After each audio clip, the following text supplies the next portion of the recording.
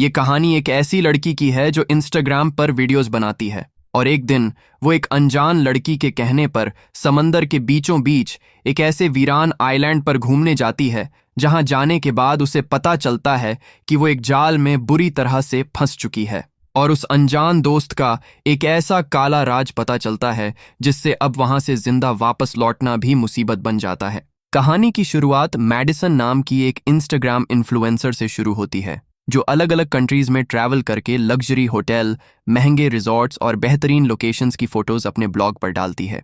इस बार अपने फॉलोअर्स की डिमांड पर वो एशिया टूर पर है और अभी थाईलैंड में है।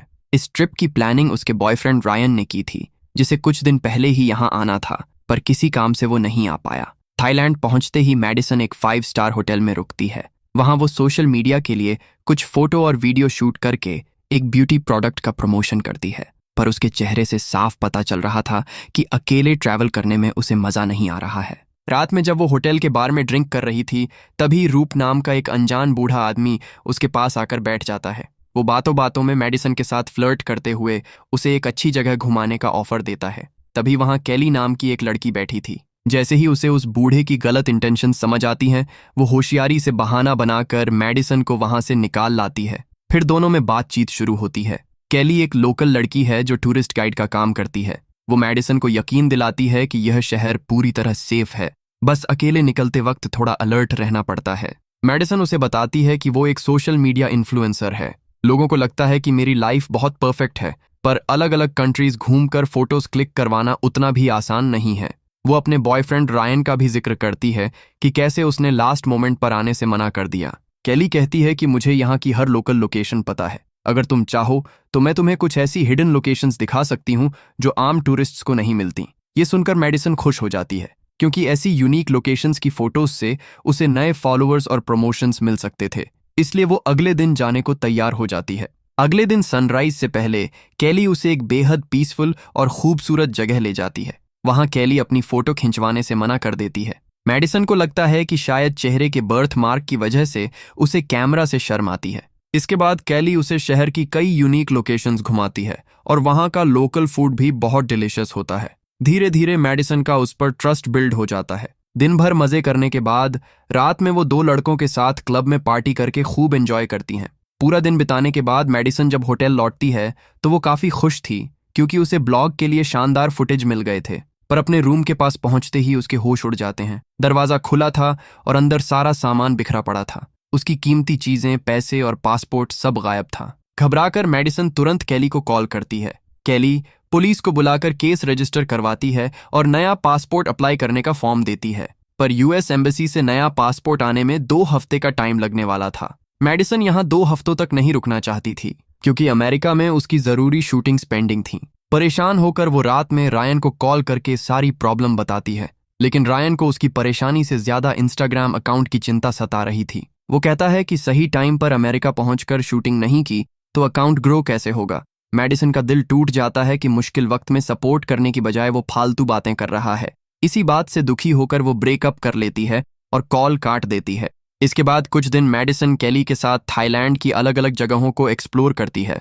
वो वहां से बेहतरीन फोटोज क्लिक करके अकाउंट पर अपलोड करती है। हर लोकेशन का व्यू कमाल का था और कैली उसे हर कदम पर गाइड करती है। कैली फोटोज लेने में हेल्प करती है पर खुद की एक भी तस्वीर नहीं खिंचवाती। कुछ दिन बाद कैली मैडिसन को अपने घर ले जाती है जो समंदर किनारे एक फॉरेस्ट एरिया में था। अगली सुबह सरप्राइज देने के लिए कैली एक आइलैंड ट्रिप प्लान करती है। ये आइडिया मैडिसन को भी बहुत एक्साइटिंग लगता है। कैली के पास अपनी बोट थी और उसे समंदर के रास्तों की अच्छी नॉलेज थी, इसलिए दोनों बोट में बैठकर उस आइलैंड की तरफ निकल पड़ती हैं। मैडिसन अब कैली के साथ इतनी कंफर्टेबल हो चुकी थी कि उसने बिना कुछ सोचे हामी भर दी थी। उसे लगा कि आइलैंड शूट से उसे वीडियो पर ज्यादा व्यूज मिलेंगे। कुछ दूर का सफर तय करके दोनों एक बिल्कुल सुनसान आइलैंड पर पहुंचते हैं। वहां की खूबसूरती देखकर मैडिसन हैरान रह जाती है कि कैली को इस सीक्रेट जगह के बारे में कैसे पता चला। तभी मैडिसन की नजर एक लकड़ी पर पड़ती है जिस पर कुछ निशान बने थे, जैसे किसी ने दिन गिनने के लिए बनाए हों। वो मोबाइल चेक करती है पर वहां नेटवर्क नहीं था। रात होने पर दोनों किनारे बॉनफायर जलाकर बैठ जाती हैं। मैडिसन मुस्कुराकर कहती है कि मैं कई सालों बाद बॉनफायर के सामने बैठी हूँ। जब दोस्तों के साथ ऐसे बैठती थीं तो वो मुझे डरावनी कहानियां सुनाते थे। अगर आज वो यहाँ होते तो पक्का मजाक करते कि कैली तुझे यहाँ मारने के लिए लाई है। कैली कुछ पल शांत रहकर हल्की स्माइल के साथ कहती है, अगर मुझे तुम्हें मारना होता तो मैं अपने हाथ गंदे नहीं करती, बस तुम्हें यहाँ अकेला छोड़ जाती और तुम 4-5 दिनों में भूख प्यास से खुद ही मर जाती, क्योंकि इस आइलैंड का रास्ता किसी को नहीं पता और शहर भी मीलों दूर है।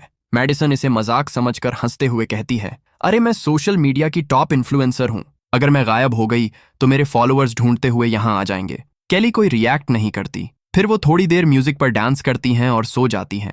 अगली सुबह कैली बिल्कुल वैसा ही करती है जैसा उसने रात को कहा था। मैडिसन के उठने से पहले ही वो उसका बैग उठाती है और बोट लेकर वहां से निकल जाती है। अब यहाँ से कैली का असली और खौफनाक खेल शुरू होता है। वो मैडिसन का फोन अपने कब्जे में लेती है और बहुत ही शातिर तरीके से उसकी पुरानी फोटोज, स्टोरीज और रील्स को अपलोड करना शुरू कर देती है। उसका मकसद साफ था, वो पूरी दुनिया की आंखों में धूल झोंकना चाहती थी ताकि सबको यही लगे कि मैडिसन बिल्कुल सेफ है और सोशल मीडिया पर पहले की तरह ही एक्टिव है। सच तो यह था कि अब मैडिसन की पूरी जिंदगी कैली जी रही थी। कैली के लिए यह कोई नई बात नहीं थी, वो इससे पहले भी कई मासूम लड़कियों के साथ बिल्कुल ऐसा ही कर चुकी थी। मैडिसन को फंसाने का यह पूरा प्लान उसने पहले दिन से ही अपने दिमाग में सेट कर रखा था। उसका तरीका बहुत ही खौफनाक था। पहले मीठी मीठी बातें करके भरोसा जीतना, फिर बहुत ही चालाकी से उसका पासपोर्ट चोरी करवा देना ताकि वो वापस जाने के बारे में सोच भी ना सके, और आखिर में उसकी पूरी आइडेंटिटी चुरा कर उसकी शानदार जिंदगी के मजे लूटना। अब मैडिसन को लापता हुए काफी दिन गुजर चुके थे, लेकिन यहाँ शहर में कैली पूरी तरह से उसकी जगह ले चुकी थी। वो अब मैडिसन के महंगे कपड़े पहनती, अपनी फोटो एडिट करके बिल्कुल उसके जैसी बनाकर नए पोस्ट्स डालती और मैडिसन की इंस्टाग्राम आईडी का इस्तेमाल करके उसके फैंस को ऐसे रिप्लाई करती मानो वो खुद मैडिसन हो। उधर रायन लगातार मैसेज कर रहा था, पर कैली उसे इग्नोर कर देती है। वो मैडिसन के क्रेडिट कार्ड की लिमिट भी बढ़वा लेती है ताकि ज्यादा पैसे उड़ा सके। कुछ दिन मजे मारने के बाद वो अगला शिकार ढूंढती है। रिसर्च करने पर उसे जेसिका नाम की एक ट्रैवलर इन्फ्लुएंसर मिलती है जो फिलहाल थाईलैंड में अकेली घूम रही थी। कैली पुराने प्लान के साथ उसे फंसाने निकल पड़ती है। पहले अटेम्प्ट में बात नहीं बनती तो वो इंस्टाग्राम पर उसे फॉलो करके ग्रुप ज्वाइन कर लेती है। उसे पता चलता है कि जेसिका भी उसी होटल में है। शाम को वो जेसिका से टकराती है और फ्रैंकली बात करके उससे दोस्ती कर लेती है। जेसिका उसकी बातों में आ जाती है। कैली उसे मैडिसन वाली झूठी स्टोरी सुनाती है कि उसका एक बॉयफ्रेंड है और दोनों ने समंदर के पास मैंशन रेंट पर लिया था, पर एंड टाइम पर बॉयफ्रेंड का प्लान कैंसिल हो गया। जेसिका यकीन कर लेती है। अगले दिन जब जेसिका बीच पर फोटो शूट करवा रही थी, कैली उसके बैग से रूम का की कार्ड निकाल लेती है। शाम को वो अपना पुराना खेल खेलती है और जेसिका के सारे पैसे, कपड़े और पासपोर्ट गायब कर देती है। जेसिका अपने रूम में आकर घबरा जाती है और मदद के लिए कैली को कॉल करती है। अगले दिन कैली जेसिका को मैडिसन वाले मैंशन में ले आती है, पर यहाँ एक ऐसा ट्विस्ट आता है जिसकी कैली को उम्मीद नहीं थी। वहां पहले से ही रायन मौजूद था, जिसने मैडिसन को सरप्राइज देने के लिए स्पेशल अरेंजमेंट्स किए थे। मैंशन मैडिसन के नाम पर रजिस्टर्ड था और रेंट रायन दे रहा था, इसलिए एक्सेस उसके पास भी थी। रायन को देखकर कैली के होश उड़ जाते हैं, पर वो झूठ बोलती है कि वो मैडिसन की दोस्त है और उसी ने यहाँ रहने के लिए भेजा है। रायन थोड़ा कंफ्यूज होता है, पर यकीन कर लेता है। कैली टेंशन में आ जाती है क्योंकि रायन के रुकने से राज खुल सकता है। अगली सुबह वो एक और चाल चलती है। वो एआई टेक्नोलॉजी का यूज करके रायन को मैडिसन के नंबर से कॉल करती है, जिसमें हूबहू मैडिसन की आवाज सुनाई देती है। एआई वॉइस में वो कहती है कि हमारा ब्रेकअप हो चुका है और तुम तुरंत यहाँ से चले जाओ। लेकिन मैडिसन का बर्ताव रातों रात बदलना रायन को अजीब लगता है। उसका दिल ये मानने को तैयार नहीं था कि वो ऐसे दूर जा सकती है, इसलिए रायन तय करता है कि वो तब तक वापस नहीं जाएगा जब तक मैडिसन खुद आकर सारी बातें क्लियर नहीं कर देती। ये फैसला कैली के लिए बड़ा हेडेक बन जाता है। इसके बाद जेसिका की जिद पर तीनों आसपास की लोकेशंस को एक्सप्लोर करने निकलते हैं। जब जेसिका फोटोज क्लिक करवा रही थी, रायन बताता है कि मैडिसन भी तुम्हारी तरह इन्फ्लुएंसर है, पर होटल से उसके डॉक्यूमेंट्स चोरी हो गए थे, जिसके बाद कैली ने मदद की और यहाँ ले आई। ये सुनकर जेसिका चौंक जाती है क्योंकि उसके साथ भी बिल्कुल सेम हुआ था। उसका शक कैली पर गहराने लगता है। शाम को तीनों पार्टी में जाते हैं, पर जेसिका समझदारी दिखाते हुए कैली की डिटेल्स निकालने लगती है। वो डायरेक्ट मैडिसन के इंस्टाग्राम पर मैसेज करती है, लेकिन मोबाइल तो कैली के पास था। वो मैसेज पढ़ते ही अलर्ट हो जाती है। जेसिका को एहसास हो जाता है कि उसका यहाँ रुकना खतरे से खाली नहीं है, इसलिए वो बिना बताए पार्टी से निकलकर वापस मैंशन जाने का फैसला करती है। कैली उसकी हरकतें भांप लेती है और पार्टी छोड़कर पीछा करते हुए मैंशन पहुंच जाती है। उसे पता था कि जेसिका बच निकली तो सीधा पुलिस के पास जाएगी, मैंशन पहुंचकर वो देखती है कि जेसिका पैकिंग करके भागने की फिराक में है। वो उसे रोकती है तो जेसिका साफ कह देती है कि मुझे तुम बहुत अजीब लग रही हो। तुमने मैडिसन के साथ जो भी किया हो, पर मेरे साथ तुम ये सब नहीं कर पाओगी। इस बात पर दोनों में बहस होती है। जैसे ही जेसिका निकलने की कोशिश करती है, केली उसका सिर जोर से दीवार पर दे मारती है। अपनी जान बचाने के लिए जेसिका रेंगते हुए दरवाजे की तरफ बढ़ती है, पर केली अपनी हील से उसकी गर्दन तोड़कर उसे मौत के घाट उतार देती है। फिर वो बॉडी को सूटकेस में छिपाकर फर्श का खून साफ करने लगती है। तभी रायन वहां आ जाता है और अपने रूम में चला जाता है। केली अब उसे भी मारने का प्लान बनाती है। वो चाकू लेकर उसके रूम की तरफ बढ़ती है, पर तभी फोन पर नोटिफिकेशन आता है। रायन ने एक फोटो पोस्ट की थी जिसमें मैडिसन को टैग करते हुए लिखा था कि केली उसकी अच्छी दोस्त है। केली समझ जाती है कि मारने से पहले मोबाइल से फोटो डिलीट करना जरूरी है। अगली सुबह वो रायन से झूठ बोलती है कि जेसिका अपने घर लौट गई है। उसी दौरान रायन मैडिसन का सोशल मीडिया चेक करता है, जहां उसे एक फोटो में मैडिसन किसी दूसरे लड़के के साथ क्लोज नजर आती है। मतलब ब्रेकअप ऑफिशियल हो चुका था। ये देखकर रायन टूट जाता है, पर सच तो ये था कि वो फोटो केली ने ही एडिट करके डाली थी ताकि रायन को यकीन हो जाए कि वो अब नहीं लौटेगी। मौके का फायदा उठाकर केली इमोशनली जुड़ने का नाटक करती है कि शायद मैडिसन तुम्हारे लायक ही नहीं थी, जिसे तुम्हारी फीलिंग्स की कद्र नहीं है। तभी रायन को प्रोफाइल पर फोटोज की क्वालिटी बहुत खराब लगती है, जिससे फॉलोअर्स भी गिर रहे थे। रायन कहता है कि मैंने ही उसकी खूबियां पहचान कर उसे इन्फ्लुएंसर बनाया था। अगले सीन में क्लब में ड्रिंक करते हुए रायन उसे ऑफर देता है कि मैं तुम्हें भी बड़ी इन्फ्लुएंसर बना सकता हूं, लोग तुम्हारे बर्थ मार्क को पसंद करेंगे। पर केली बात घुमा देती है और उसकी ड्रिंक में नींद की गोलियां मिला देती हैं। नशा चढ़ते ही चालाकी से उसे मैंशन ले आती है। वहां मोबाइल अनलॉक करके सारी फोटोज डिलीट कर देती है। फिर अपने कपड़े निकालकर उसके पास सो जाती है ताकि लगे कि उनके बीच रात में कुछ हुआ है। अगली सुबह केली को अपने पास देखकर रायन शॉक रह जाता है। उसे रात का कुछ याद नहीं होता। रायन लौटने वाला था, इसलिए शाम से पहले केली उसे स्टेशन छोड़ आती है। लौटकर वो मैडिसन के बचे हुए कपड़े, डॉक्यूमेंट्स और पासपोर्ट जला देती है। यहाँ कहानी फ्लैशबैक में जाती है, जहाँ दिखता है कि रायन और मैडिसन पहली बार कैसे मिले थे और रायन ने उसे पॉपुलर इन्फ्लुएंसर कैसे बनाया। कहानी प्रेजेंट में आती है।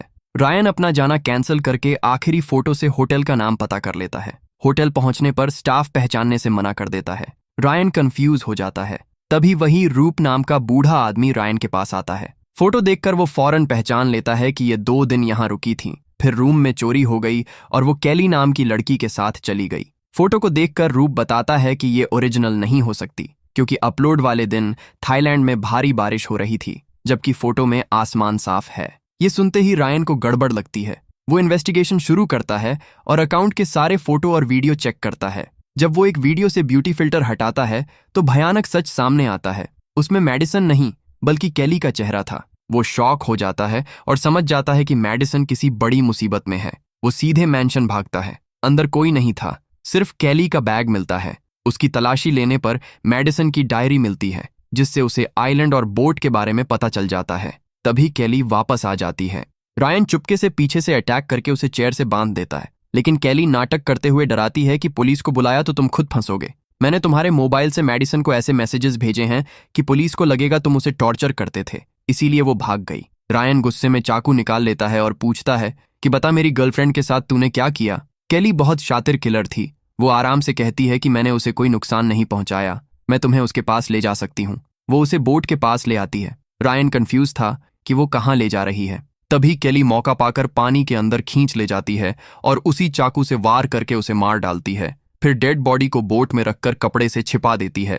मैंशन आकर मैडिसन की आईडी से झूठा पोस्ट डालती है कि रायन ने उसके साथ गलत काम किया है। अगली सुबह फैंस कमेंट करने लगते हैं कि ऐसे लड़के को डूब कर मर जाना चाहिए। इसके बाद केली बोट लेकर वापस उसी आइलैंड पर पहुंचती है, पर वहां नई लकड़ियों की आग देखकर उसके होश उड़ जाते हैं। वो समझ जाती है कि मैडिसन अभी जिंदा है। वो शवल उठाकर पागलों की तरह उसे ढूंढने लगती है।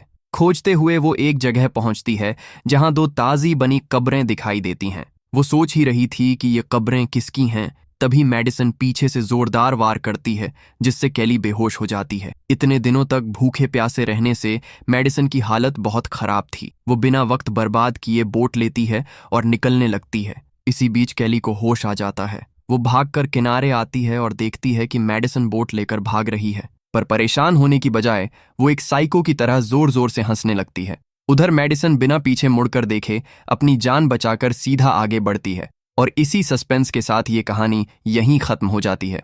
तो दोस्तों, आपको ये कहानी कैसी लगी कमेंट करके जरूर बताना और इसी तरह की कहानियों के लिए चैनल को सब्सक्राइब करना बिल्कुल मत भूलना।